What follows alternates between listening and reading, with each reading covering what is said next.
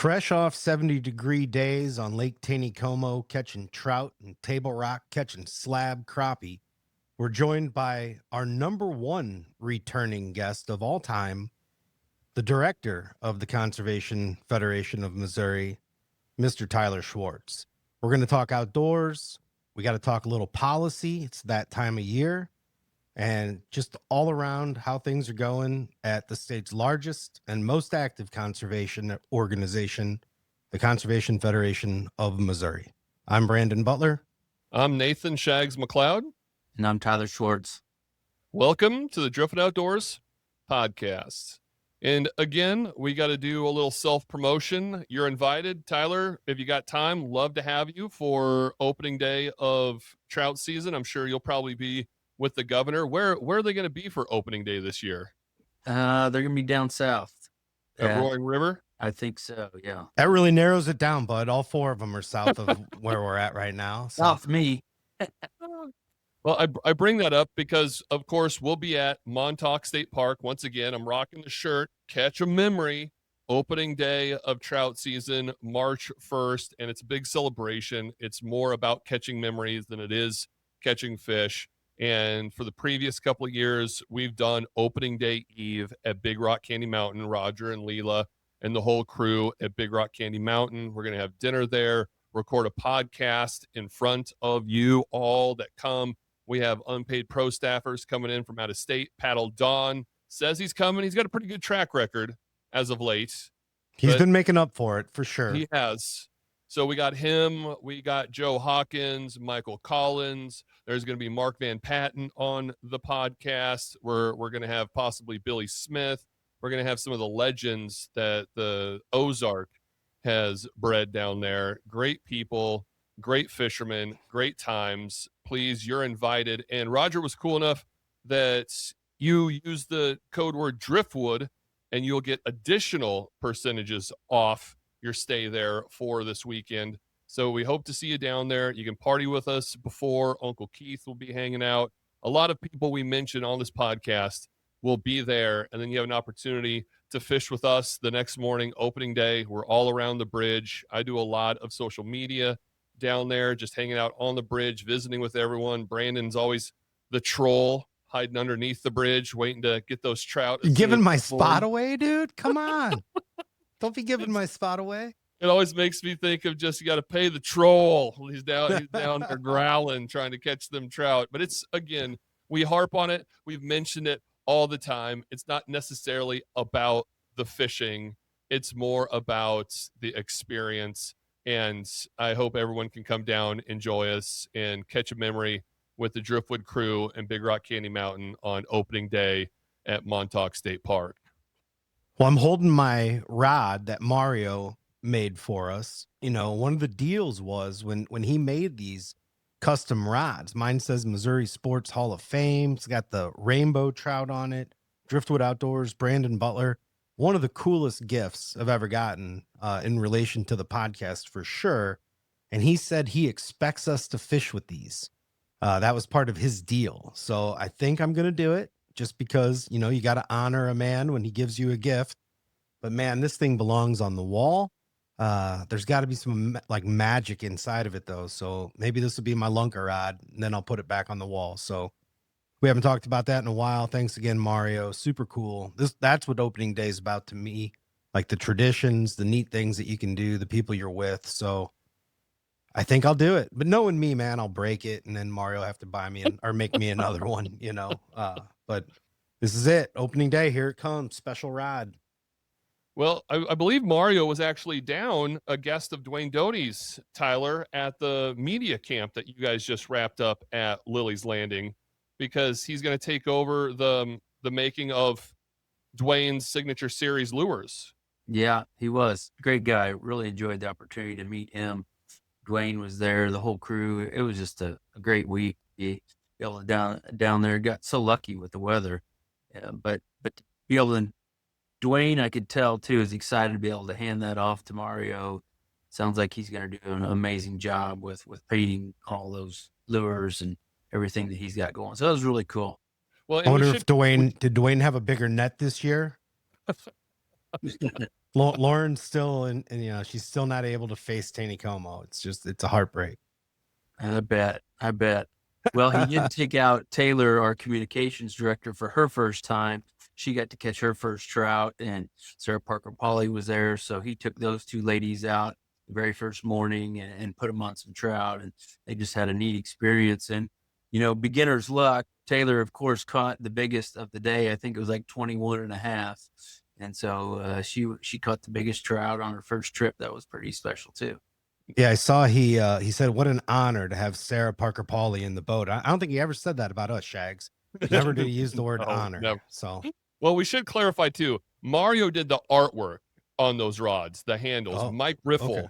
is the guy that created them, and they're buddies, and they all run in a pack together down there. So both do amazing work. Mike builds the rods, Mario does the artwork on the handle, and so thank you to both, because I have Absolutely. one too. Because Mario and I are like Eskimo Taneycomo brothers. We both caught the same Hall of Fame 31-inch brown trout about 6 months apart, and you could definitely tell it had a very unique head to it. So and dots on its cheek, a couple of spots, like a pattern of 3.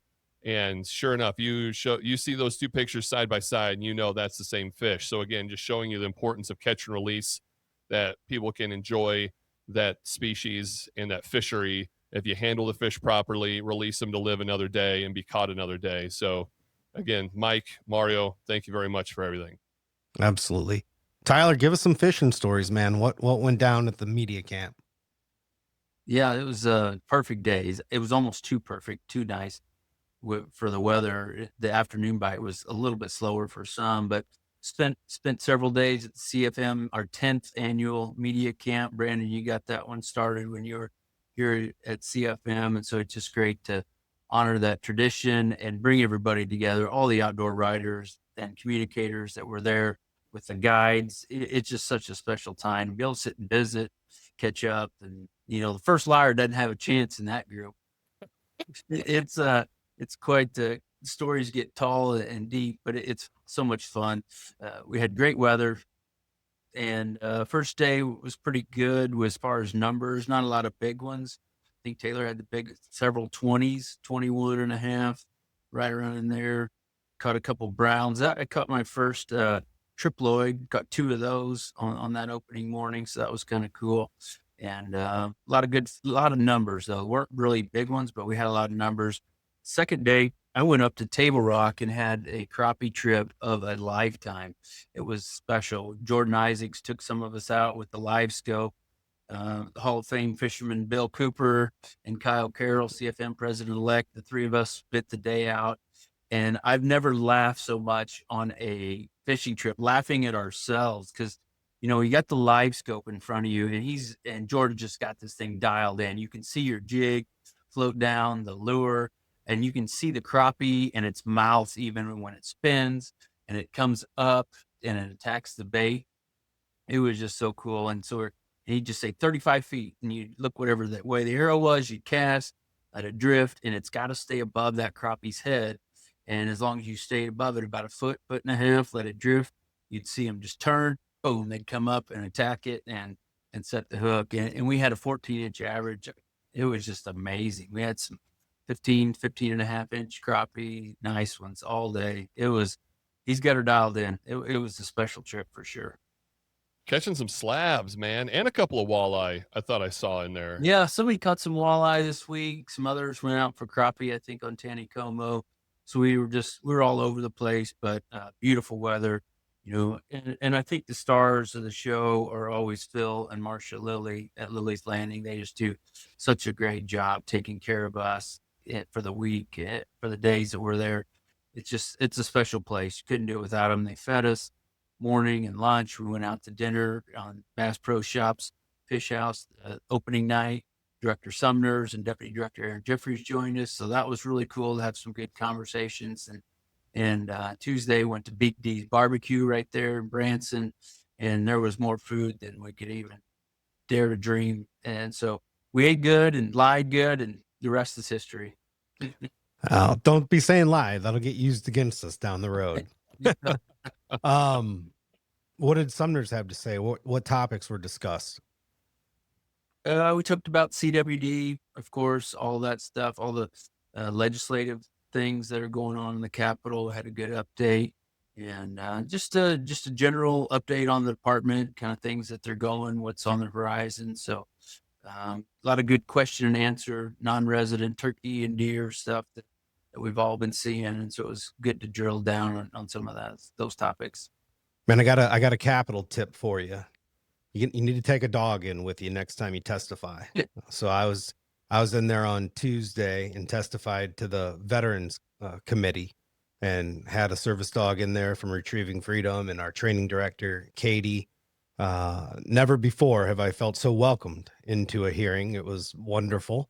There were it was just a presentation to the committee more than anything. They were going over a couple of bills, but boy, I think the PTSD was apparent in me. So I'm glad I had the service dog there. There was no animosity though. So next time a big conservation fight comes up, my tip to you is just take a puppy with you. It seems to diffuse everybody. Nice. Well, I am kind of curious because I edit and produce Jesse DuBell's New Mexico Wildlife Federation's podcast, the AIVA, and they had Senator Heinrich on, which will be, it's out now. So if you want, it's an hour listen. It's fantastic. The guy knows conservation, loves the outdoors, but they get into a lot of not only that big, beautiful bill of them trying to sell off the lands and how that got defeated, but then also very alarming things where they didn't learn their lesson. They adapted and now they're changing and they're still trying to do some land sales. And Brandon, we talked about this with Russell Graves too. And it seems like it's moving forward about the mining that's going to happen on the outskirts of the boundary waters. That's going to pollute it. I mean, I don't know how you cannot think it's not. But then also, even back home in Oregon, that you sent Uncle Steve that story, and people have been sending it to me as well. That there's a push now just to make hunting and trapping and fishing illegal in the whole state of Oregon. So I'm kind of curious, Tyler, what are some things we should be worried about in this state? Because I'm trying not to go on a big rant about this, but I'm really concerned for us, not only as a country, but as a state, for us outdoorsmen, that we can't even get along. Hunters aren't getting along with hunters. Fishermen aren't getting along with fishermen. Like nobody can agree on anything. CWD is a perfect example. I mean, just MDC and DNR are great examples that you could argue we have one of, if not the best conservation department in the nation, and we can't agree on that as Missourians. So I guess what I'm saying in a very wordy, long breath way is I feel like we have an uphill battle ahead of us. And I'm curious locally, statewide, is there anything you see that is alarming to you?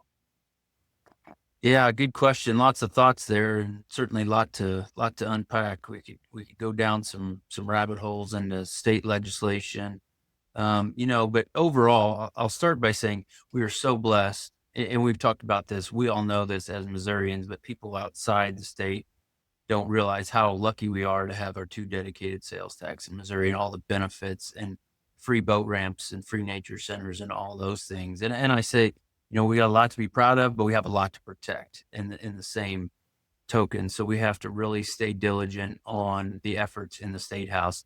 I was just testifying on a bill last week, and we were able to kill that in committee. And so that was awesome in the House and Conservation Natural Resources Committee, that we were able to stop the landowner registry from 20 to 5 acres. If you remember that law, that changed a little while, and that there was a bill proposed to take it back to 5 acres, and then also to do away with the landowner registry in Missouri. And so that was pretty cool that we were able to testify against that one. It didn't even make it out of committee. It lost 6-5.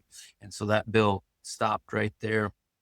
Several other bills that we're looking at, monitoring, testifying on our legislative committee met today, and just dozens and dozens of bills that get filed. And people don't realize, there's over 2,000 bills that get filed, and only 40 to 50 maybe make it to the finish line. And so time will kill most of those, but you still have to stay diligent and alerting your members. And so we got a lot to stay after, but CFM's proud to do that.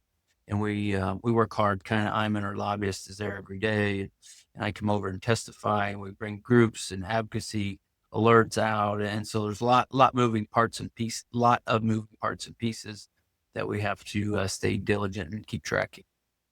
Now, I've looked at the legislation in the House, and it surprisingly looked pretty mild this year. Are there any bills out there specifically that you're?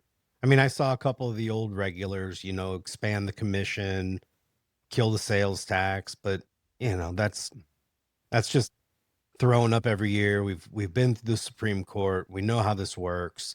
I think some of them are pure posturing. Is there anything that you're actually concerned about or excited about? Anything good? So, knock on wood, here on my desk, like so far, it's not been too bad. There are some bills that are filed, but they're slow to get out, haven't been referred yet. And I think something that's really important is having these conversations ahead of time or after these bills get filed before you have to go into a hearing to be able to poke holes or oppose these bills in some of them. And so I applaud the department, our lobbyists, all of us, like spending the time out of session to bring these legislators in to make sure they understand the consequences that happen when they do file these. So nothing major. There's a few that we're keeping an eye on as far as the opposition. And that's the majority of what happens. Like, people oppose the bills. It is so hard to get one passed. Again, just the amount of time and the percentages that bills that actually get passed. We are supporting the invasive species bill. We got that one passed last year, but now we're trying to add seed dealers into that one. So that's very minor, and a couple other cleanup bills on some stuff. But overall, just trying to build relationships and stop some of the harmful legislation. To your point, yeah, there's the same actors filing the same bills, and they, will keep swinging at them and knocking them back. Well, that's good to hear, because I'm not even exaggerating. It was this week. I woke up from, we'll just call it a dream, but it felt like a nightmare of me being in a yelling match in a committee meeting about trying to defend MDC, and just really it got gnarly in there, because it has in the past. I've been shocked with how years ago, I don't even want to say his name, but we all know who I'm talking about, just how he used to treat some people in those committee meetings. Like, these are your constituents and you're treating them like trash, and just the belittling and the mocking of people in there trying to stick up for conservation. And I woke up like kind of breathing heavy, going, oh boy, that got ugly really fast. So I'm happy to hear that may not come true this year. I sure hope so. And anything can happen, but those days of some of those people are gone. They didn't get voted back into office, and that's always a blessing. And so we'll take it while we can, but we got to continue to be good advocates. We got some great people over there trying to do some good things, and so we'll continue to build up those relationships. And I think when you work on building relationships with the good people, then some of the naysayers start to understand that we do have the best state in the nation for conservation, and we do have great opportunities through our sales tax and our state parks. So we can continue to work. The glass is half full right now, and we want to keep it that way. But we'll be ready to defend it, man. And any minute, people try and mess with these important taxes and some of this restructuring. Yeah, I think a half a dozen people or more sent me a post on Facebook from a state rep down in the Ozarks, who's definitely put it on his shoulders to be the new anti-MDC crusader and made his reform is coming poster. And of course, all the regular suspects like leached onto him and made him feel so important. So, if you want to be the legislator of the pro poachers, then congratulations. You can try to stand for the people that get on there and say, we're going to do it anyways, or, it's a God-given right. Well, tell that to the people facing trouble in court. Like, when you go into court carrying your tickets and you say it's a God-given right, let me know what the judge has to say about that, because I don't think that's going to work for you. And I'm going to go back to what I've said over and over and over again. If you look at Oregon, and I've hunted Oregon, Shags is from Oregon. it is an absolutely incredible state for the outdoors. I mean, the Pacific Northwest, it's a special place. And if you look at the demographics of Oregon, 90 to 95% of it is made up of rural America, rural people who love to hunt and fish, Uncle Steve being a leader amongst them. But you have this incredibly dense population of people, and we all know Portland's crazy. I mean, that's one of those hotbeds in the country. There are enough people there in Portland to sway an election or any topic that's being voted on in that state. So if hunters don't understand that public relations is a huge part of our responsibility to try to keep non-hunters on our side, then you're just as big of a part of the problem as they are. Because if you're out there shooting holes in the bottom of the boat with your bloody hero pictures, you're, cussing at people on Facebook, your incomprehensible attempt at English, uh, you're giving them everything they want to use against us. So the reason why we get to hunt in this country is because our fellow citizens who don't hunt side with us, because historically they've had a good perception of hunting. The more ammunition you give them to think maybe I shouldn't be siding with those people, it doesn't matter to me anyways, the more likely we are to lose our privileges. And Oregon is one of those places that could fall first. And I think about Brad and your uncle and your My brother, brother, my whole family. everybody out there, the majority of the country people out there being subjected to that simply because they can't self-regulate, can't self-police. Man, people need to wake up to that. And I mean, that's one thing CFM does, is you represent conservation first, and people need to understand that, by supporting conservation, you're supporting the future of hunting and fishing and all outdoor recreation. I think that's a good sidestep or into Conservation Day at the Capitol. I mean, Tyler, what are we coming? I was trying to figure out what we're coming up on that. Is that the 12th year? I think you're right. 11 or 12 years now that we've been doing this. So really, 2015 was the first year. Was it 2015? All right. So Yeah. this will be the 11th. That's what I thought. 'Cause I thought not only did we start that, but Trevor and I won the CFM Communicator of the Year in 2015, I believe, because of Conservation Day. And that's a very fun story. It's the origin story of how this whole podcast started, about how Brandon and my friendship started, because I've always been an outdoorsman coming from Oregon. I love to hunt and fish. I talked about it on my radio show, not because I was trying to promote the outdoors. It was me just honestly being kind of lazy. I didn't have to do show prep. It's like, I'm just going to tell them what I did this weekend, and I went fishing or I went hunting. This is a fun story to tell. And the audience loved it. All the research we did, everyone loved how pro conservation we were on a classic rock station. So it definitely worked. And I started working with MDC and Brian Flowers. I became friends with him and Justin McGuire. They used to come in on the show. And at the time, there was a couple of representatives, a state rep and a state senator, that were really hell-bent on trying to defund the Department of Conservation and take the sales tax away. And me being the radio troll that I am, I thought it'd be fun to get to work at 4:30 in the morning, 4:45, and I would call them knowing that they weren't in their office. No one was. And I would leave them a voicemail and record it, just simply asking, why do you hate Missouri? Why are you trying to destroy everything we love? And then I would play that back every hour, all morning long, all week long, and tell my audience, hey, call these guys and simply ask them, why do you hate Missouri? And so long story short, I was ready to go down to the Capitol with a bullhorn and a mob of people and start just stomping down through the halls.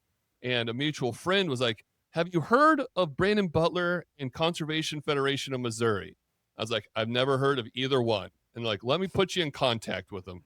So I met Brandon. We went to Shiloh's back when we were still having beers at lunch. Had a couple of beers and some buffalo wings. It was you, me, Trevor Morgan, my co-host on 96.7 KCMQ, and then David Calandro, because he was still in school. So he was like our student's entry into getting some of the university, some of the student kids there. and you had come up with the idea of like, love your passion, but let's do this instead. And that was Conservation Day at the Capitol and wearing camo. And it was a huge success. And we got that state rep on the radio show to admit that he was just politicking. And the biggest thing I enjoyed about it is he was quoted in the St. Louis Dispatch. We're in Columbia, Missouri, big city St. Louis paper, him quoting, "I do not hate Missouri." Yeah. So many people were calling, asking him, "Why do you hate Missouri?"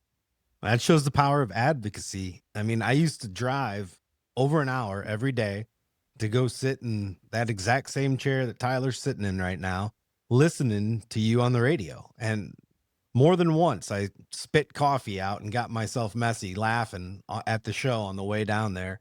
And you're talking about storming the Capitol with a bullhorn.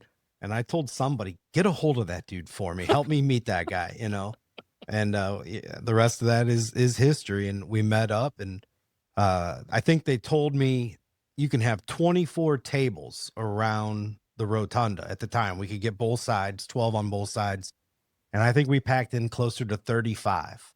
In fact, when I was in the Capitol on Tuesday, there was some kind of day going on, and they maybe had 10 tables out there. And I was telling somebody about it. And I said, and it just so happened that a bill had been filed to change the regulations on floating access from the high water mark to the low water mark, to where you wouldn't be able to pull over on the low water mark if you were floating anymore, and essentially turning our incredible float opportunities into Wyoming or Colorado, where you can't even drop an anchor on private property. I don't know how many people were there that first year, but many hundreds. It was insane. Like, we were immediately told this was one of the biggest legislative days we've ever seen. We took over 200 people down to that one hearing, and there was nobody there in favor of the bill and 200 people there in opposition to the bill. And it was like ticks jumping off a dog in water. Like, those legislators on that committee were, why would you bring this bill? This is the dumbest bill we've ever heard. Like, how dare you bring something this stupid? Man, that was a glorious day and a glorious moment. I mean, we had an eagle in there. I remember Todd Richardson was still the speaker, and we flew the eagle around in the chamber. We showed up big, and that's when the greatest attacks were taking place. You know, those are the days I carry scars from. Yeah, it was gnarly. But man, we made an impact, and it was a big year. So glad to see it still going on. Yeah, with that introduction, Tyler, tell everyone, because I'll be there again. I believe Brandon's coming back from Europe, but he should hopefully make it down there as well. It's Tuesday, March 31st at the Capitol, and the floor is yours, Tyler. Yeah, we're going to be there that morning. We'll be there early on the radio, certainly. It setups at 7:30. We'll start about 8 o'clock. They'll go on to the floor at 10 o'clock. And so the senators and reps should be kind of mingling around. We'll have lots of school groups and other people there too. So there's always people to talk to. Each of our affiliates are invited to attend. And so when I say affiliates, it's other nonprofit organizations that CFM works to advocate on their behalf. The quail, prairie, hunting, hiking, biking, camping, fishing groups that'll be there, trapping, all kinds of different groups will be there to be able to meet them. And so we'll hang out. We'll have lunch around noontime, and just a good day to be able to have those meetings with your state rep and senator. And Brandon, you remember this too. So many people don't realize or who their state senator or their state rep is. And so it's really important to build that relationship and just start and just to say hi. Then you see him back at home at a gas station, you go say hi again. And that's the second time you met him. And the third time, you know, when you actually need him, you can call him. And so I talk about this a lot to our students and different ones about advocacy. It's important to build relationships early before you need them. And so it's really important to start early and get to know them. And this is that great opportunity. We'll go introduce you to your state senator, your state rep, have a conversation. And you know, I always say conservation's an easy sell. We can always find something to find in common with the legislators, whether it's hiking, biking, fishing, something in the outdoors. And so we'll just start there, build some common ground. and spend the day trying to build up that advocacy. So it's a great day. I appreciate you both for not only finding your friendship through this event, but just be able to grow it at CFM and what it's turned into now. We've got the eagle coming. Again, we'll have a juvenile bald eagle there from World Bird Sanctuary. And so it's really cool. The legislators just flock to that thing. And people always say, I didn't realize how big an eagle is in person. You know, you get there. And so we'll have it there. We're going to present our Legislator of the Year awards to the state senator and the state rep. They'll be getting those. So that's the exciting thing. We'll do that about 9:45 that morning. So again, if you haven't, if you're listening and you want to get involved, come out March 31st on Tuesday. Shags and Trevor will be there live. We'll be doing some interviews and stuff. Come by, see us.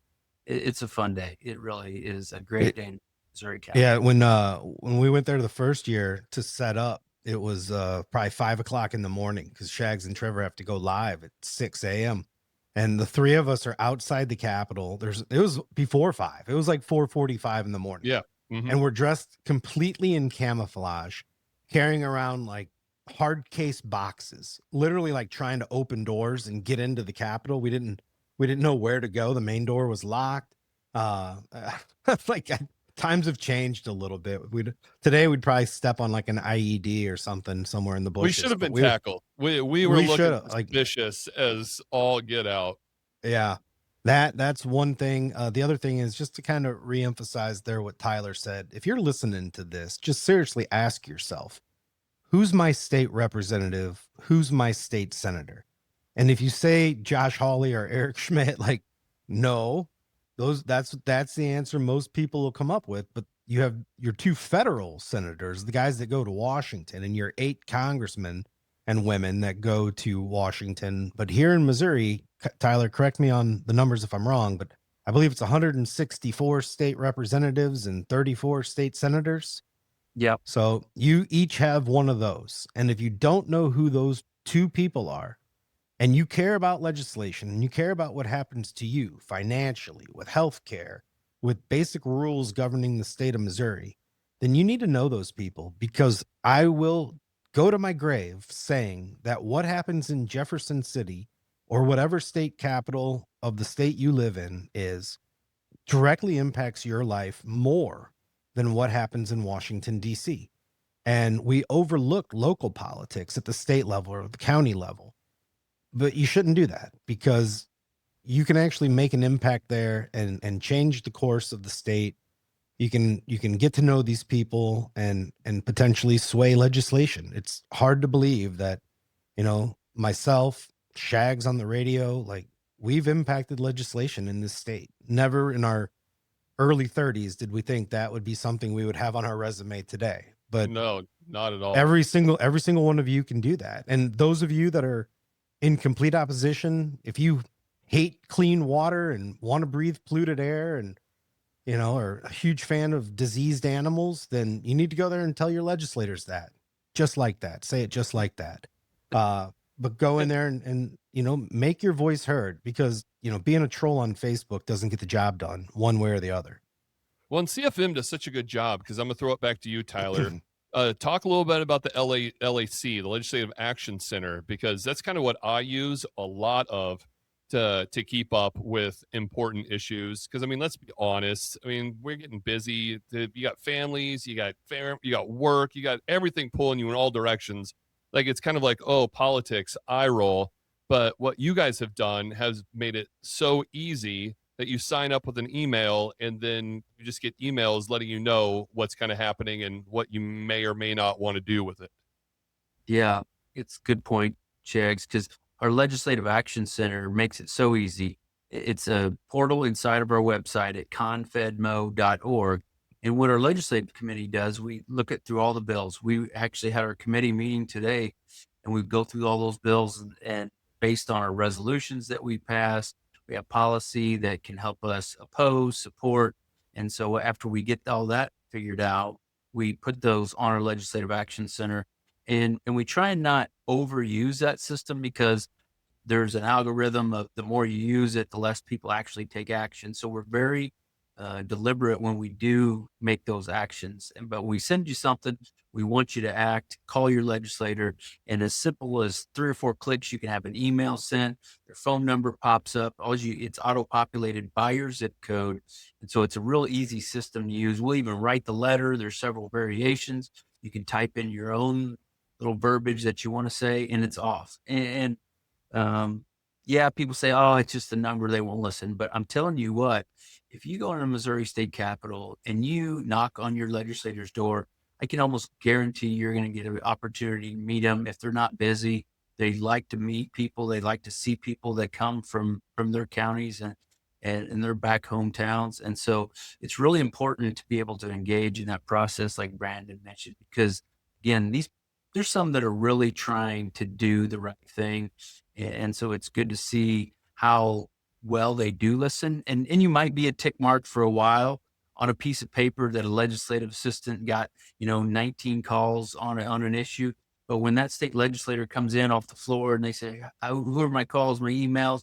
And they'll say, I got 19 calls about X, Y, and Z at conservation. They go, oh man, and then they go, what's that bill about? What do I need to be doing? And so it's really important to be able to just making sure you're using that system. And we all have heard the term elevator speech. And when Kina and I are there in the Capitol, I might catch a legislator when they're walking out of their office and I get, 20 seconds with them. I'll say, Senator, I need you to vote yes on Senate Bill 908. It does this, this, and this. And I'll say, we really need your support. Vote yes on this. Boom. Have a good day. And they're off to another committee meeting. Some other lobbyist takes them the rest of the way down the hallway, or you get a meeting. And I'll never forget, last year we were working on the invasive species bill. We got the Speaker of the House to come out for 12 or 15 seconds, not minutes, second. But he came out there. We told him we needed the invasive species bill to get referred to this committee so we can keep it moving. And he said, okay, for you, I will. And he turned around and he walked back in his office. And we're like, wow, that was awesome. And a couple of weeks later, he got it referred and he got off center, and we were the second to last bill to pass last session. And so you got to have your speech be ready when you get those moments with those legislators, because you got to make it count. So it's kind of cool.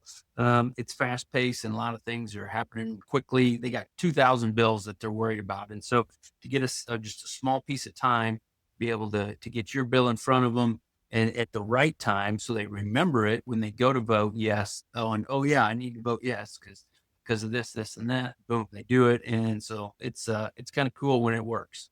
Put it that way.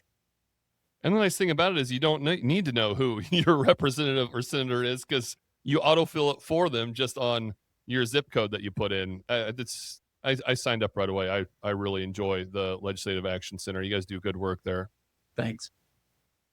Well, one piece of legislation that we should probably talk about, it's a ways off, but it'll be voted on this fall, is the renewal of the Park, Soil, and Water sales tax. And, initially it seemed like there's a little confusion out there on social media. I don't think there's much. I think it's just a few loud people talking.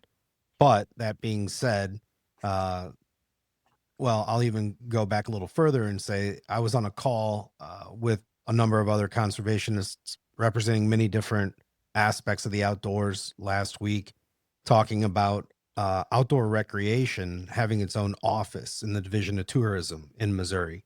The Outdoor Recreation Roundtable is leading this, and I want to get more into that. But in talking after that call, I had a one-on-one call with the guy leading this, who's working for that organization. He lives in Jackson Hole, so he's really suffering through life. But he didn't know about the 2 taxes in Missouri. So I very succinctly informed him about the State Park Soil and Water Conservation Tax, as well as the Department of Conservation tax. So we have it so good in Missouri. He wanted to talk about, how do we make it better? And I said, anything we can do to bring awareness to the economic impact the outdoors has on Missouri. Because when you're working with legislators, you got to show them the money. You got to show them how much this impacts the bottom line. And it's a multi-billion-dollar industry. That's right. Hunting, fishing, paddling, boating, hiking, camping. It's an industry that brings hundreds of thousands of jobs and billions of dollars to the state. So having an office to focus on that would be impactful.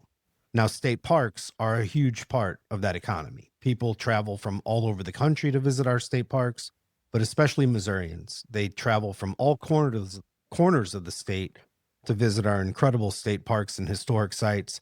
Tyler, you had a long career at state parks. I know how much they matter to you. And then the soil and water conservation side of that tax, that really goes to a lot of private land applications to make downstream conservation better. So if we help a landowner with terracing or putting in buffer strips along waterways to prevent erosion and runoff of nitrogen and phosphorus into our streams, we all benefit from that. So this tax, it's always passed with flying colors, but it's going to be back on the ballot. I have no doubt it'll pass again, but we can't rest on our laurels. Everybody should vote for it. Tyler, let's just tell people a little bit more about it, what's going on in preparation of it, and your just general thoughts. Yes on one. Yes on one. Yes on one. I'm going to say that several times because we know we're Amendment 1 and we're going to vote yes to renew the tax. So I'll start there and say yes on one. And you're going to hear that a lot. You're going to see it a lot. I love our logo. We've got, let me back up a little bit. Could you teed it up nicely, Brandon? The importance of renewing this tax in Missouri. So powerful. It has the opportunity to change so many lives just for a little bit from every citizen that pays into this through our sales tax, that we get to experience free boat ramps, the camping at nice camping spots in Missouri state parks, the programs. I started my career there, spent 10 years at Missouri state parks, and got to take people out and do kayaking trips and camping trips and see how the impact of people's lives. I could tell so many stories of the firsthand opportunity that people just came out of the city, or even country kids that didn't go camping or didn't get to experience what it's like to make s'mores and things. So it's just so impactful on so many levels for Missouri, and we have to renew it. We have to band together to say yes on one this coming year. And we don't know if it'll be on the August ballot yet or the November. We're leaning towards November, but we'll have more information on that as well. Garrett Hawkins over at Missouri Farm Bureau is the co-chair, along with myself and the Citizens Committee. We're a group of citizens that care about this. And so if you're out there and you want to get involved, check it out. Google yes on one, and you'll see our website and all the information. We have yard signs out there, and we've kind of got a timeline of things, but we need to know which ballot we're going to be on yet first, and then that'll kind of project things out throughout the rest of the year. But it is going to be up in 2026 for the vote. And so we're continuing to work. Our group meets weekly, and we have calls, and we're talking about different ways for promotion, all the different things. And the unique thing, Brandon, and you can go back to you when you were there in 2016 in my shoes, the way voters, the way we, social media, online, all that stuff changed. And then we go back 20 years ago to where the vote was, and I guess a lot of different ways that we were trying to get to citizens. But the bottom line is 80.1% last time said yes in Missouri. And so the bar is high, but we're going to try and get there again. And so yes on one, and don't forget yes on one. Yeah, it won every single county last time. It was a sweep, and 81% of the voters said yes on one. So hope you get 80%, Tyler. So I just have that slight little margin over the top of you, but he's that'll not be competitive great. at all. No. Now We let's just get want 100% this time. to Let's win. get 100%. Well, I So, feel too like some Missourians are just unaware that you have to pay just to enter state parks in other states, Oregon being one of them. Oregon just came out saying that the state park fee for daily entrance is going to double because they don't have any type of funding other than what they charge you to go in there. And what is it on average, like $12 per person per year or something? It's very reasonable on what we actually pay into it for everything we get out of it. And even a fun story, Trevor, my co-host, was talking about how he went on with his in-laws to a trip to Texas, and they went to a state park and they got stopped and got charged I think $5-10 or something that per car. And the whole car was like, what? You have to pay to get into a state? They were shocked by it because they had never been to a state, which a lot of them do charge you for day use of the state parks. And there are just some Missourians, I feel like, just get kind of spoiled and don't realize that, yeah, you get out of these state lines, there's some things that happen that aren't as fun as what's inside these state lines. It's very important. Yeah, there's no doubt about it, man. I've told the story a bunch. The first time I ever went to a state park in Missouri back in 2010 was Bennett Spring. And I came down the hill and I was looking for the gatehouse. You know, I worked for state parks in Indiana. I worked for the Indiana DNR for a couple of years, had left Indiana to come over to Missouri, started sniffing around these trout parks, wanted to get down and try one out, wasted a half an hour trying to figure out where to pay. Went into the concession, little gray-haired old lady in there. I said, ma'am, where do you pay to come into the state park? And she's like, oh, sweetheart, you don't have to pay to come into state parks in Missouri. I was like, what are you blew talking my mind about? too. Yeah. I guess Finger Lakes was my first one when I moved out here in the early 2000s. And they do have that little entrance right there when you pull in. And I pulled in and was like, how much does it cost to go in and drive around? And like, they looked at me like I was an alien. Like they couldn't, like, what? And I was just as shocked as they were when they told me it was free if I just wanted to go drive around or if I wanted to go fish or go on a hike or something like that. I was like, boy, this place is pretty cool. Yeah, it really is. And you're back to your point about the amount. It's a little over $20 per person Is that what it is? that goes into it, which accumulates to $120 million. Half of that goes to soil and water conservation and the other half to Missouri state parks. And the beautiful thing about this is this is a Missouri thing. This isn't a partisan thing. We have groups from ag to outdoors to hiking and biking and environmental, and every partner, every person under the sun that I know can help say yes on one. And so we got everybody pulling on the rope in the same direction. And so it's really neat to see. I've been to several groups. I went and spoke at the Soil and Water Conservation District, and I promised them, I said, told every county in Missouri was at that meeting. And I said, I will get in the car and I will drive to your county commission meeting or to your meeting and talk to your groups. And several of them have taken me up on it. Next week, I'll be here in Callaway County where I live and talking to their soil and water group, different ones, because that's what it takes. We have to build this ornery, this citizens coalition to be able to get out there and get the word out about Yes on One. If you had to get in the car right now and head to a state park in Missouri, where you headed? Roy River State Park. Gonna trout fish. You know where I'm going? Yeah, Park, baby. We share the same one. There's a number of them that I haven't been to though. Like Lauren's favorite state park is Sam A. Baker. I've not been to Sam A. Baker. We're gonna try to hit that one this year.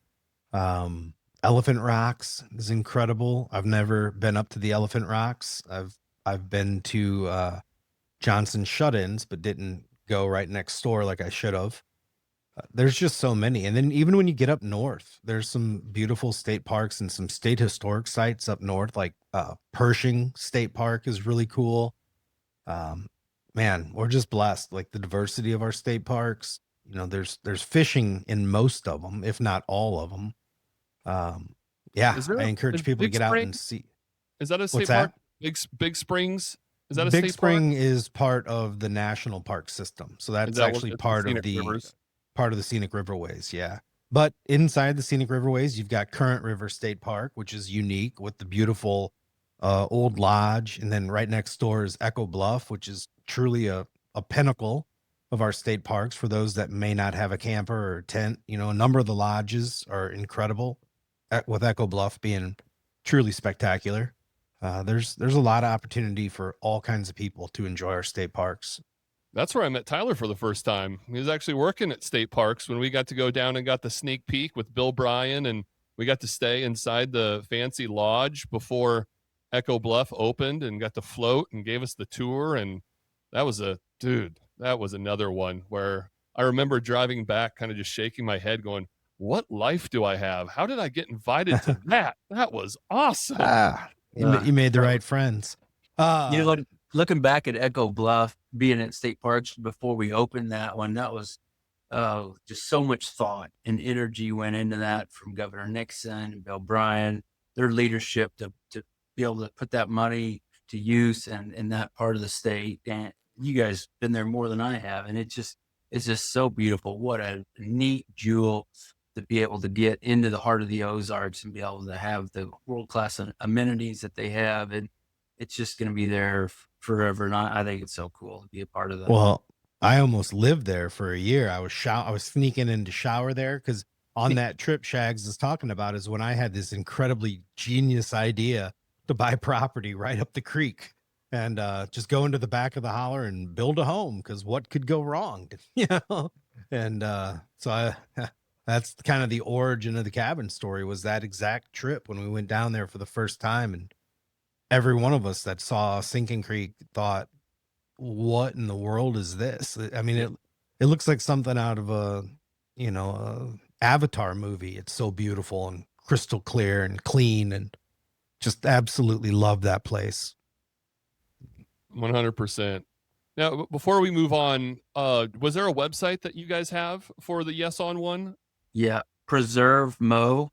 So if you go to type in preservemo.com, it'll take you to our website. We're still kind of getting some things built out on there, but again, when it gets closer to election time, we'll be firing it up. We'll get you guys some yard signs. It's just all the above. Like, we need people to be able to share it on social media, to go to town halls, to be able to talk at their churches, at their schools. Everywhere that we can get any voice, or we're all in for it. So it's going to be exciting. It's going to take a lot of work, but we're going to get there. We're going to win. We're victorious, and we're going to preserve these great places. That Preserve Mo is the website. So right, why preserve and not conserve? Oh, so we've spent hours, Brandon, on the website and the right messaging and the colors, and so we can have you join our citizens committee and debate that with us every Monday afternoon. I'm good, man. I'll just bust your balls on here once in a while instead. Take my word for it, but because the word conservation, like this is the state parks tax, we didn't want to confuse people with the conservation, the word conserve. So we went with preserve, and we've got a brilliant campaign manager that's helping us to work through all these stuff. So it's really exciting to see all the little nuances and things come to life with this. That's great, man. I'm sure you guys will do a great job. I'll find something else to do on Mondays. I'll do my part from behind the pen, behind the microphone. I appreciate it. We need that too. That's what I talked a lot to the outdoor riders about too, was we need everybody saying yes on one. Man, speaking of that, again, sorry I couldn't make it. I got so many fancy vacation trips planned this year. We're talking off mic before we started that we're looking at flight plans and finalizing our trip to Argentina to fly fish for Golden Dorado in September. And I got my 30th class reunion coming up in July, and then my mom's coming out in April, and we're gonna go to Kentucky to that Noah's Ark Museum, the big that'll be cool. Yeah. So I just didn't have the vacation time to go down there and do the media camp again, but I had such fond memories of that. I mean, I still remember, Tyler, you and I being in the boat with Tony throwing jerk baits, where at the time I caught my largest brown, which was that 24-incher, which is behind me in that mount. But then also the one that came up and took a swipe at yours and just missed, that would have made mine look like a minnow. And then, of course, Brandon made a joke about Lauren's like 20, I'm not even exaggerating, easily 20-pound brown trout that she had on. It was too big for Dwayne Doty's net. Mm-hmm. When you can go back and listen to that podcast, because we had the headsets on, and it's still one of my favorite stories of Brandon can get oblivious sometimes when he's out fishing. He's just like, do, and I'm paying attention. I saw her hook into it because I'm in the center. And I saw the way it started taking off, and I was like, oh, big fish. So I'm reeling my stuff in real fast. Brandon's in, it's still casting, visiting, just doing the podcast. And I'm like, dude, reel in, big fish. And he's like, what? And then that thing came out of the water, and you can hear him just like, holy sure. And he starts reeling in real. It's- She claims, and I think Dwayne claims that that fish, like your big fish, was caught real soon after that, and it was 20. It weighed 25 pounds. yeah. I mean, because I think we were all starting to text each other when I saw Lily's make that post. And I was like, dude, that looks like the fish Lauren had on. Because again, it had very distinct shape and coloration and stuff to it. It's funny how those fish can be so unique in their own way, where you can like visually go, hey, that's that fish. And Yeah, so it was in and out of the net twice, mhm. and then the second time when it flopped out, it had spit the hook. Shags like dove, not without going all the way in the water, but like elbows deep into the water to try to grab it. Did you actually touch the fish? No, so the first time it was in the net, I could tell the way it was folded and like the tail wasn't quite going all the way in, and then it flopped out. So the second time when Dwayne went to dip it, I could tell it was doing the same thing. So I was leaning in because I just wanted to grab the tail and try to hoist it in with the net. And while it was happening, I could see that because we're throwing those big Dwayne Doty specials, and one of the front hooks had hooked into the board of the net, the wood section. So I was like, oh no, if that fish rolls, it's just going to tear that hook out of its mouth. Like that lure's not coming out of the net now. And sure enough, as I'm moving down to go reach for the net, that thing rolled and flopped and popped that hook off. And I just got a close up view of watching that tank swim back down to the depths. But I mean, that was the day. It was like snowing sideways. I mean, it was a beautifully disgusting, uncomfortable day, but a perfect day to catch a big brown. I mean, and we had one on, and it was And something else. I had my phone in my hand. I literally had time to think to myself, like, I should take some photos. Nah, we're gonna spend the next hour taking photos. And could have videoed that fight, and I didn't. She still married me, but I failed It- big time on that. It made for such an awkward podcast because all we wanted to do was talk about how big that fish was and how sick all of us were. And it was just like, what do we do? What do we do now because it was right at the beginning of the pod. It's probably the Yeah. first 10 minutes of us recording. She hooked into that. And then we spent 50 minutes like tiptoeing around the whole just gut wrenchingly painful experience poor Lauren just went through. I was like, oh, brutal. Oh man, and speaking of CFM Media Camp snafus, I was up in North Dakota, and somebody had turned on the Sportsman's channel, and one of those shows came on, and there's Tiny Tim Kajelcevic on there bear hunting, and I told the story of his Goose hunt? his archery expedition during the CFM Media Camp, and oh my God, that guy, if he's listening, what a deal. What a deal that was. We've had some good stories over the years down there too, and big fish too. Yeah. You know, several people have, but you're right. Lauren's probably the biggest of all of those, and it's just such a unique fishery that it's just fun to fish. You don't know what you're going to get, and any second the big one's going to get hooked and landed. So it's But back to your point about telling stories, man, that's what I love about that group, getting those people together and fishing, the guides, and just listen to everybody tell stories this week. It just warms my heart and it refuels my passion to protect and get to work in the Capitol and the different things that we're doing, because we have so much to be proud of in Missouri and get out and recreate and do that. So cool. Well, I saw a picture of you in a boat with both Kenny Keyser and Bill Cooper. And I truly thought your life was probably in danger because the amount of BS in that boat, how that thing didn't sink, I don't know, between those two. I had them each separately. First afternoon, Kenny and I went out with Tony, and it seems so many stories I have about Tony, because I caught my 24.5-inch. I got my patch over here in my office too. When I caught that, they measured it around 8 or 9 pounds last year. Tony was in there. And then Tony was guiding us too, Shags, whenever you caught that big one. Mm-hmm. And I'm glad I had the thought to, at least I did get to video you reeling that thing in, because it's like 2 or 3 minutes long that I videoed you working that one. That was super cool. And I got to give him all the credit for that, because my arm was sore and everyone kept telling me they're not running any water. It's not jerk baiting conditions. You're not going to catch anything. So I was like, all right, let's just jig fish, or let's just do something else. And we get in his boat and he goes, hold on. I finally get a fish with Shags and he's not going to throw a jerk bait. And I go, all right, you convinced me. Let's go out and do it. And sure enough, I caught one right there, right above Fall Creek against those rocks. And he was right. It was awesome. But again, talking about just, you don't know what can happen on Taneycomo depending on the cast. And then even some of just the teases of the big fish that come up, and like yours, Tyler, I remember seeing its mouth open. It just missed. It came up and took a swipe at it and just missed your jerk bait and then swam back down. And it was just like, oh, I remember you like looking around. Did anyone see? I saw it. Yeah, special memories down Oh, there. it's so much fun. I really missed being down there this past week. We'll be back there in a couple years again. Are you still going to do that every other? You're not going to do it every that's the plan. every other year? That's the plan. Right on. So should we move on to the mystery bait bucket, or do we got anything else we want to hit on?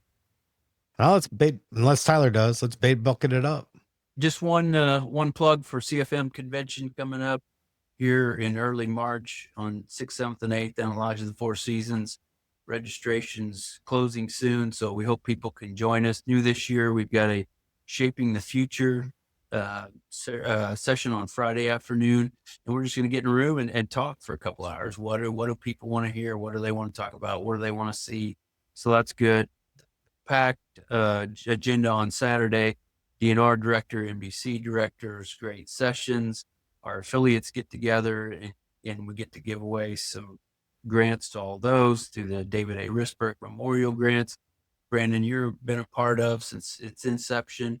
The afternoon is more sessions. Saturday night's awesome banquet, live auction. I'm missing some stuff, but it's just an awesome weekend to be able to get together to celebrate conservation and 90 years of CFM and all that we've done. So please join us if you can.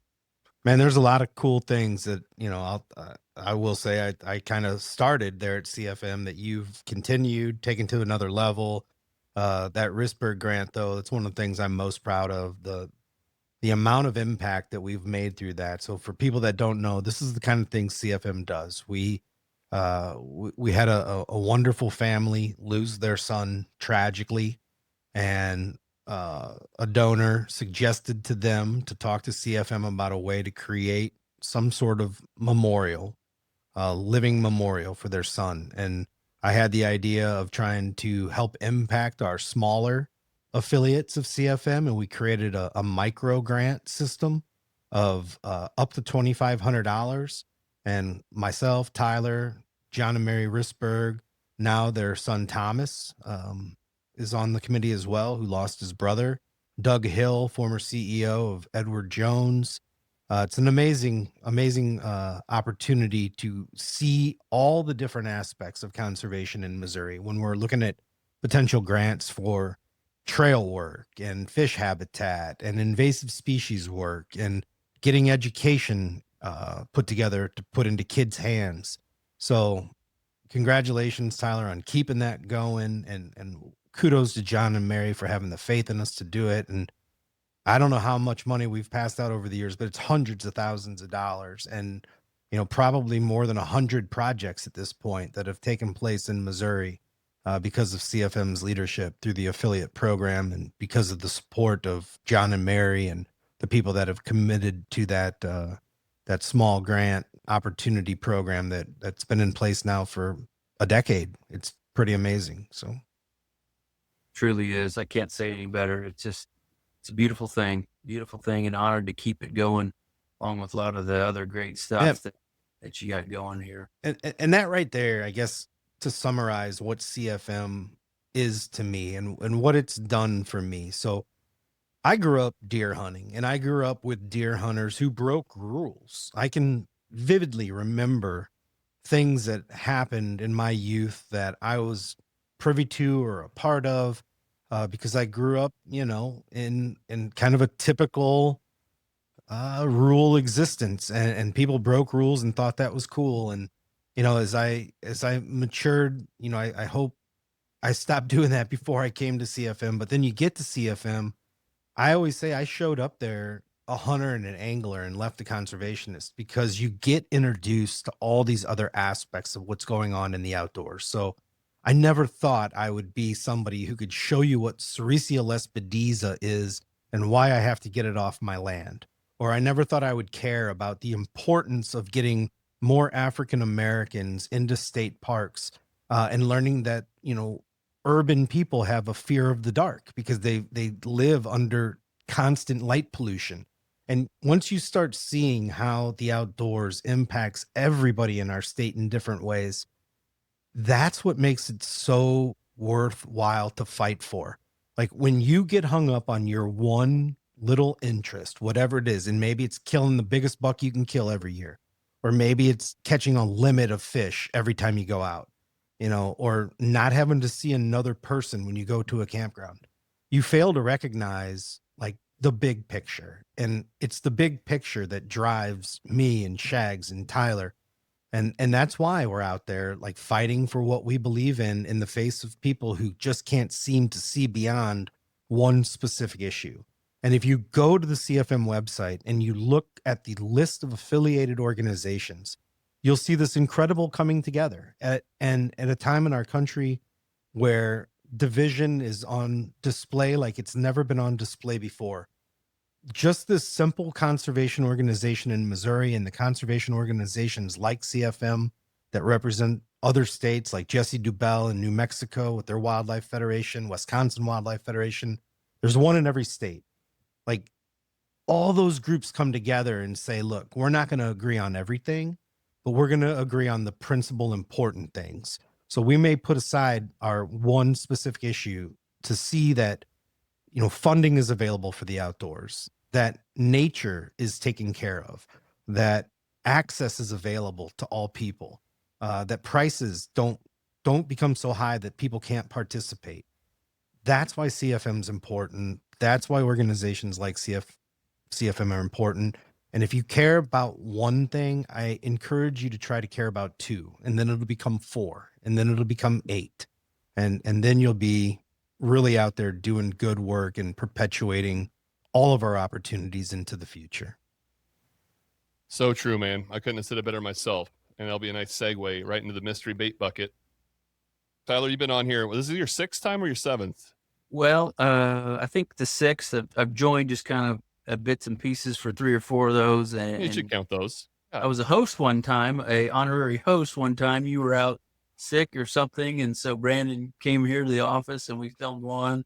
I don't remember who I have to go back and look. But anyway, just honored to be able to jump on with you guys and call you friends and mentors, and just so proud of you both, what you guys have been able to accomplish and help keep beating the drum, man. It takes all of us, and the passion that you guys show is just inspiring to me. And so I thank you guys for you both for all that you have done, just professionally and personally along the years. You guys are, everybody out there missed you this week. I know too. That was the question I got to. Where's Brandon and Shags? So everybody missed you guys as much as I did. But thanks. You again tell them we for got married. We both got married. Yeah. Like, is it a coincidence? Right. We're both married now. We didn't make it to the fishing trip.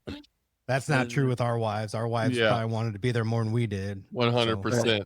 Well, I didn't ask that as like trying to get a compliment out of you, but I appreciate that. Thank you very much. And the from my heart to tell you guys how awesome you guys are and just how much I appreciate you both. Well, then I don't have to explain what the mystery bait bucket is because you've been on here so many times. So if you're new to the podcast, welcome. What took you so long? But wrap up each podcast with what we call the mystery bait bucket. What you just saw there, if you're watching on YouTube, was an antique bait bucket. It actually got bought before the podcast even started.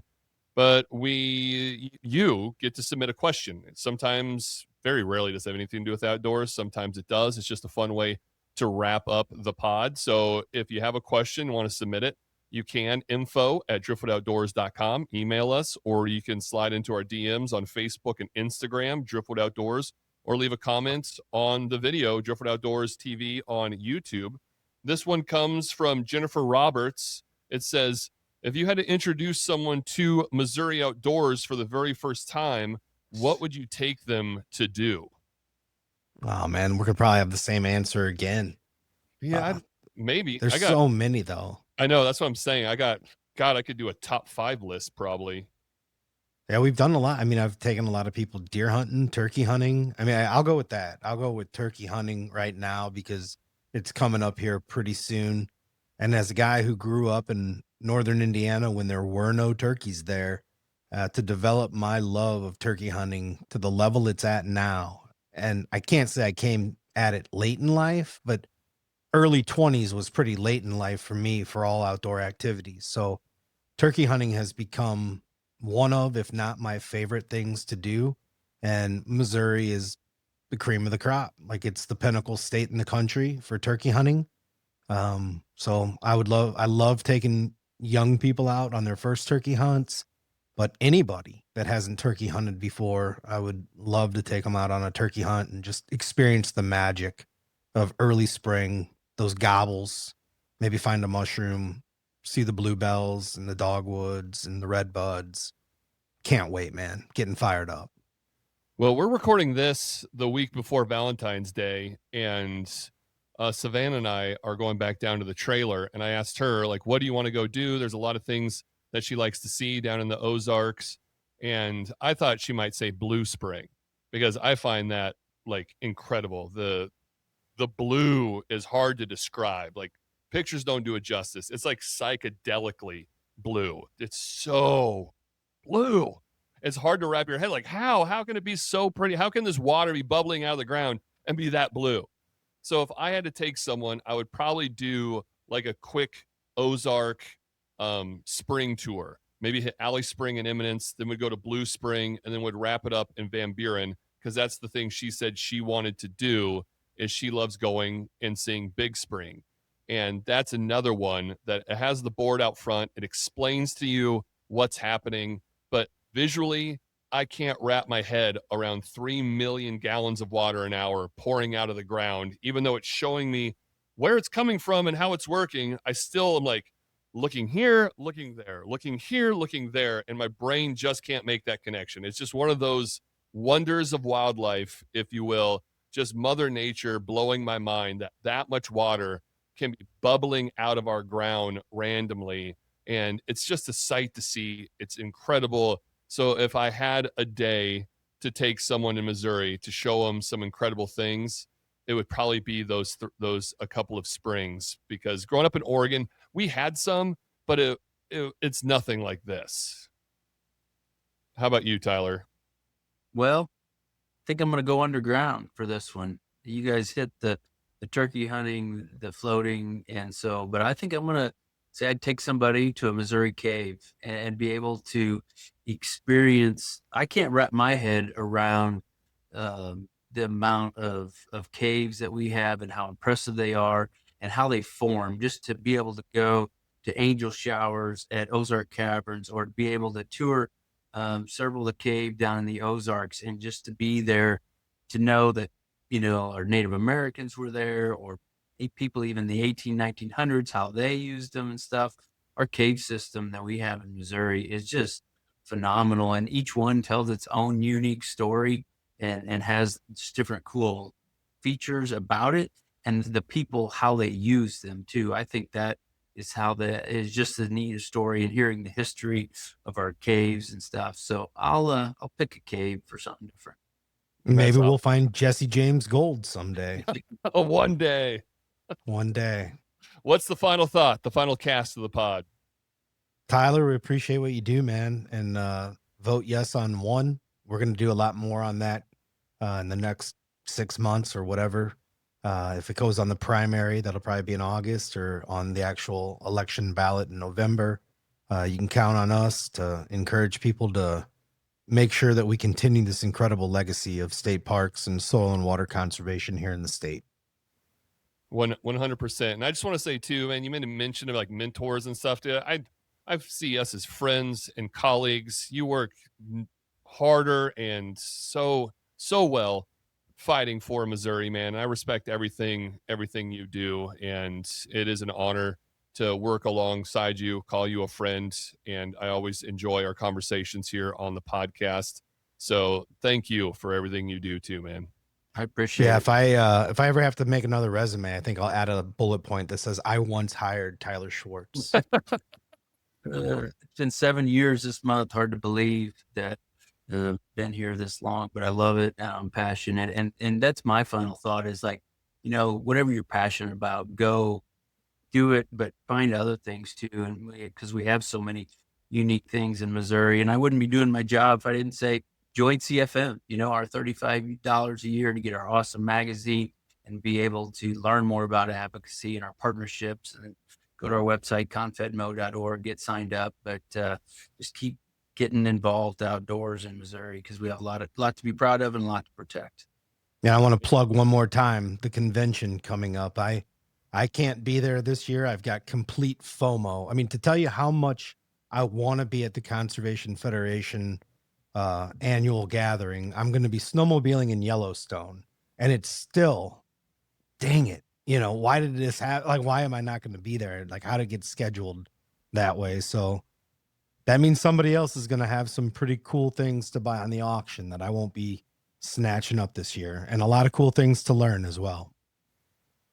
All right, Tyler. Appreciate you, buddy. Gear review coming up next. Into the podcast, the beginning of a gear review. Brandon, what are you reviewing for us today? I'm excited this week, man. Check this On bad boy out. What? This is the Crossman Magfire Extreme, the Magfire Extreme 22 caliber air rifle. The first pellet gun I ever got in my life, I had to put on layaway. I bought it at Fetla's Trading Post. I was probably 10 or 11 years old. Had to go to work multiple Saturdays in a row. And now I've done such a good job as a parent. My daughter, Annabelle, got me this for my birthday. We're going to do a lot of practicing. Anna, has become a hunter herself, and this is going to give us something to play with in the backyard with this scope. So in the race for Daughter of the Year, Annabelle's got a little heads up on Bailey right now because I got this bad boy Crossman Magfire Extreme 22 caliber. Look at that barrel, the scope, all of it. Cannot wait. I'll say this, pellet guns have come a long way in 30 years, a long way. And she even got me the Gammo Red Fire pellets to go with it. Great job, Oopsie. 47 years old, still getting toys on my birthday. Life is good. Got great kids. Dude, that is badass, man. That makes my gear review look silly because I just wanted to plug, come hang out with us at Big Rock Candy Mountain again in the Conservation Day. Do a couple of plugs for that. Come on, come down, Montauk, catch a memory with Driftwood Outdoors. Start the night before at Big Rock Candy Mountain. Roger and Leela, get the nachos, get the salmon bowl, get the jalapeno popper burger. Their food will not disappoint. And then you get to hang out with the whole Driftwood crew and then fish with us the next day. So check them out. Hope to see you there. And then I'm going to plug Tyler's stuff again too. CFM Convention, March 6th, 7th, and 8th. I'm going to try to make it down on Saturday for the auction so I can spend that money Brandon won't spend since he's going to be in Yellowstone. Unfortunately, normally Trevor and I host their awards on Friday, but there's a conflict in scheduling that we're doing our yearly request-a-thon for True North. So we're raising money for the domestic violence place in town on that Friday night. So I can't make it down, but I'm going to make it down Saturday for the auction and the dinner. And then again, mark your calendars for Tuesday, March 31st, and join us at the Capitol for Conservation Day at the Capitol. Saw Tyler grabbing some hats there. Did you have a gear review you wanted to make there? The new CFM hats are in. All right. Fresh off the press. So we'll have these at convention too. Got 10 styles, got pink and camo, got winter hats, summer hats. I got boxes of them right off to my side here. So got a ton of new hats and gear that we'll be having at convention. Well, hold on one of the camo ones for me for Conservation Day. I'll rock that one. Sounds good. I'll put it back right now. We'll see you down the trail.